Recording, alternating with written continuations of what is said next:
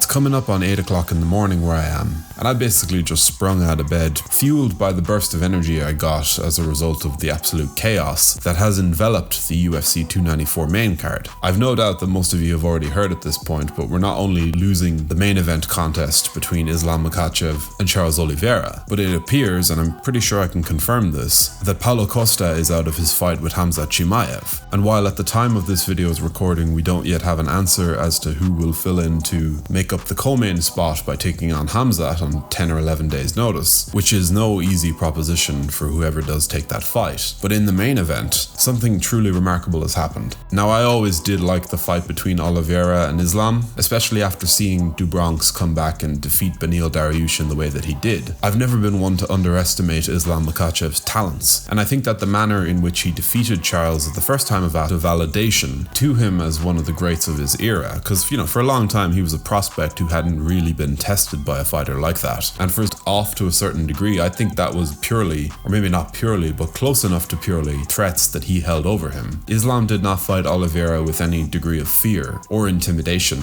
in that first fight, and it really showed, and had so much success on the feet. But for as much as I was excited about that fight as a main event, and for as much as I was convinced that we were going to see a far more competitive contest, the fact that the featherweight king Alexander Volkanovski, a man who is quite possibly the greatest fighter of his era, the fact that he is stepping up in weight and now we're getting a rematch of one of my own personal favorite fights of the last few years, hell of a turn of events. Again, it's quite early in the morning here, and if the news that Oliveira was out woke me up like a jolt of caffeine to the heart, well then as soon as I realized that Volkanovski was filling in, I practically sprung out of bed. There are certain fights within MMA history that advance the levels of the sport, and not in the sense that they're actively making other fighters better, but every now and then you'll see a collision of two greats in the cage, and it just seems like this is the pinnacle of the craft at the moment. There have been quite a few notable examples of, super fights like this. When Jones fought Cormier for the second time, it really felt like number one was fighting number two.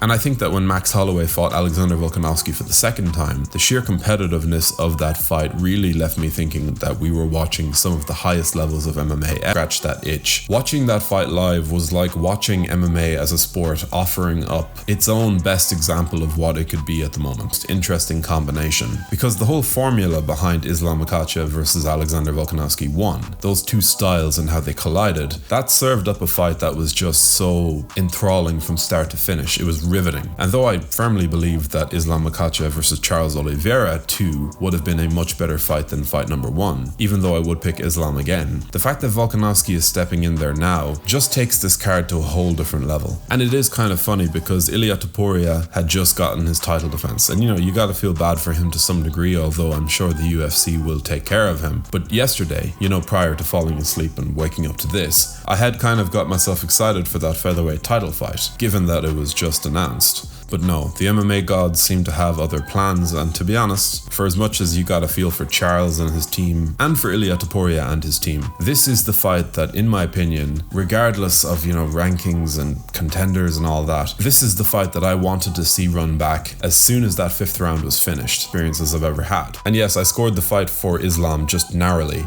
with a 48-47 scorecard, but as I've said before many times on this channel, it was clear that Volkanovski had the moral victory. And the fact that we have seen him compete in the time since, destroying Yair Rodriguez with that beautiful 3rd round TKO, I don't know, it might seem like a push, but this fight feels right. This fight feels like the MMA gods have kind of looked down upon us and were like, right, today you guys get what you want. And for me, that's great. I'm delighted by that. These are two of the greatest fighters of their era in their prime, and both of them deserve so much credit for stepping up and doing what needs to be done here, because for both guys this fight represents a pretty major risk. Maybe less so for Volkanovski because of the fact that he is the quote-unquote hero who is stepping in and saving the day. But even for Islam, there are plenty of risks involved in making such a radical opponent switch up in less than 2 weeks, and the narrative is kind of charged in Volkanovski's favor. A lot of fans are already quick to call him a hero, and don't get me wrong, he is, but I think Makhachev and his team deserve so much credit here as well. So yeah, I'm kind of still unpacking my thoughts on this fight and what it means, and you know, regardless, like, I was very much looking forward to UFC 294 fight week, not only because of the inclusion of Makhachev and Oliveira, but because Khamzat was there. And I think that's a great way to segue into the second part of this news, as if the first part wasn't enough. I'm pretty sure this is confirmed as well at the time of this video's recording, but Paulo Costa has been forced to withdraw from his own matchup with Khamzat Chimaev in the UFC 294 co-main event. And while I don't know the exact reasons for that being the case, I know there was quite a lot of buzz around the fact that Paulo had undergone surgery quite recently, leaving him with very little time to recover as his camp intensified. Perhaps we'll have more information by the time this video drops. But for now, and again, this is at the time of this video's recording, Khamzat is still on the card. He doesn't yet have an opponent, but he's still on the card.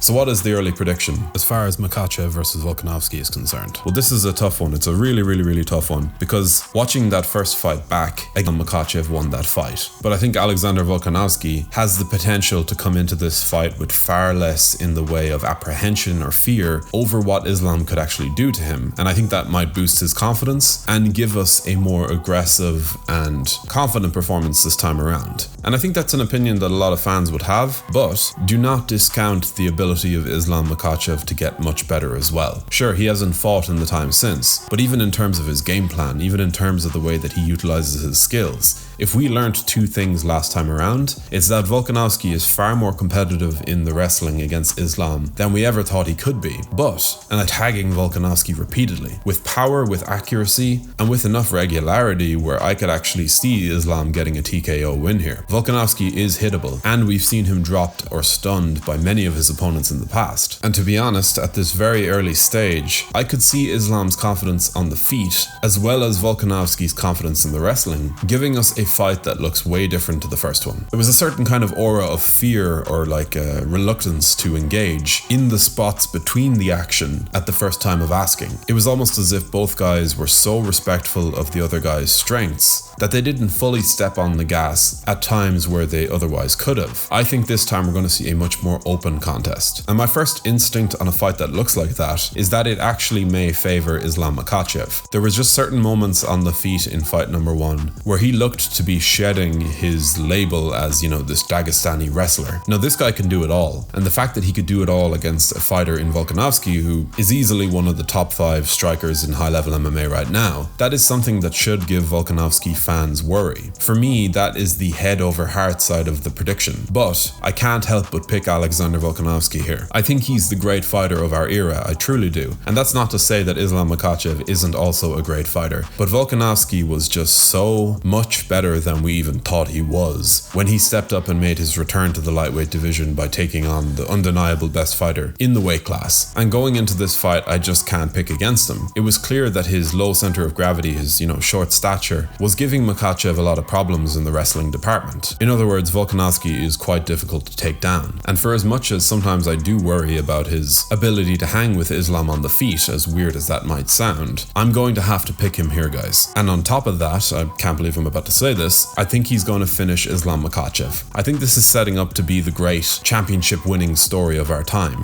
A short notice replacement who steps up in weight after a razor thin first fight, becoming a 2-weight world champion with a victory that just comes out of nowhere in a fight that just came out of nowhere. So yeah, maybe I'll double back on this once I've actually properly woken up and, had some coffee. But for now, that's my early prediction on this fight. I think Volkanovski is going to win. I just feel it in my bones. But either way, I think the fans have already won to some degree, and if Volkanovski is able to make weight and come in healthy, which I would imagine he should be able to do, UFC 294 has just somehow gotten even better. So we'll sit and wait and we'll see what happens with Khamzat Chimaev. But for now, I must say that I'm a very happy man, with all respect of course given to Charles Oliveira and his team, as well as Ilia Topuria. So anyway, that's the biggest MMA news we're going to get all week, or at least I would imagine so. I just said I'd jump in and give you this video off the cuff with absolutely no planning, to give you my thoughts on the fight, the card, and just a little insight into what I think this fight means. So yeah, if you enjoyed this content, be sure to leave a like and a comment before subscribing to the channel so you don't miss out on any of our weekly uploads. As always, thank you for watching,